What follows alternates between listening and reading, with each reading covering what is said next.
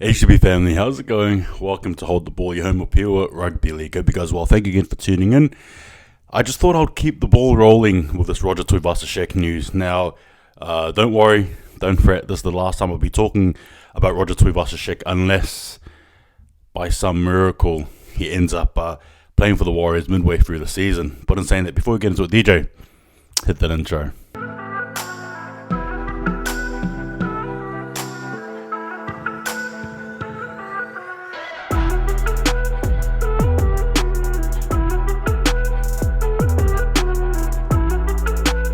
Guys, alright, so here we go. I suppose I didn't elaborate too much on yesterday's news, and I brought some, and I posed some questions to you guys, and I suppose I aim to do that again today, but I suppose the question really for next year, and again, granted, I understand there's still a season to go, we still got the Melbourne Storm, it's not even yet round 10, I'll be there for Magic Round in case you did not know, but the reality is that there's a lot of questions, I suppose, and not only that, there's some situations as well I want to bring to you guys regarding Roger Tuivasa-Sheck. Now, we all know he announced it yesterday.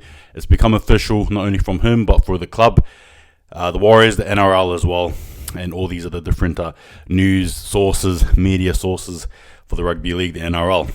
Now, with that being said, I posed genuine questions, and I suppose I'll sort of elaborate on them. And number one is, where does Nicole Kluksad play? Now, granted, there's some of you there who have commented and who have basically said that, basically, you know, for lack of a better word, I suppose, things don't change, right? Roger Tuivasa-Sheck won't be fullback. And there's some of you guys who are saying that he should be fullback. The interesting thing, though, is obviously Roger Tuivasa-Sheck is a fullback first before he is anything else. Now, we can all see and say that, hey, he played a bit of wing, he's played a bit of center. Hypothetically, you could put him in those positions. Heck, you could even put him there 5'8". But the reality is with Roger Tuivasa-Sheck is he's a fullback in the story. Now, I appreciate what Nicole Kluksad has done, but you know, Roger Tuivasa-Sheck is just a different beast. Now, that's just the reality of it all. He's a different beast. And in saying that, I'm not taking anything away from Nicole Kluksad, but I suppose you've got to weigh up those options. Now, if you put Nicole Kluksad at center, obviously you put RTS at fullback.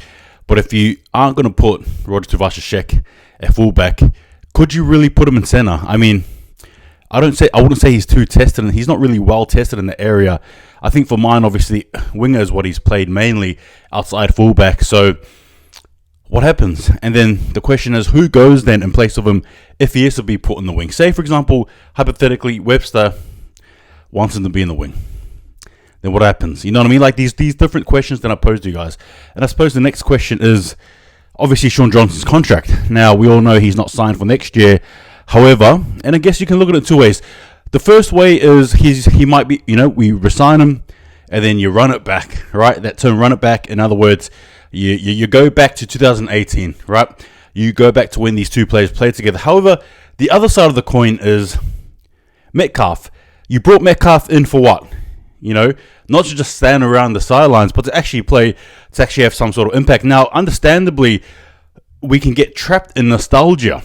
We can. We love it, especially Warriors fans. We love it. We love looking back, right? I'm not saying that's a bad thing. That's just reality. We do. However, I pose this again. Could it be something that could be a bit detrimental? Thinking about Shaun Johnson, Roger Tuivasa-Sheck, you know, obviously, we can fancy up the combinations and the pretty potential hypothetical tries, but at the same time as well, could it be to the detriment of the Warriors if this was to happen? I'm not trying to play a devil's advocate, by the way. I'm trying to open up different scenarios for you guys, right? And I guess the next question is, you know, with that being said, does that influence Shaun Johnson being signed again? And if so, where does he start? And if so, where does Metcalf start? Where does Tamari Martin start? For those of you who are saying he could potentially be in the 5'8" position. Again, there's just so many questions. The next question as well, I think, respectfully, is captaincy. Now, obviously, Toy Harris has done a superb job, right? And obviously, when things happen with Roger Tuivasa-Sheck, him going, Toy Harris was the captain, right? and obviously Adam Fanor-Blake, and I still think Adam Fanor-Blake should be a captain in my opinion. But anyway, I leave that ajar. Who becomes captain? Now, obviously, you look at it straight ahead, you can say Toy Harris, but there's just something about Roger Tuivasa-Sheck in patches.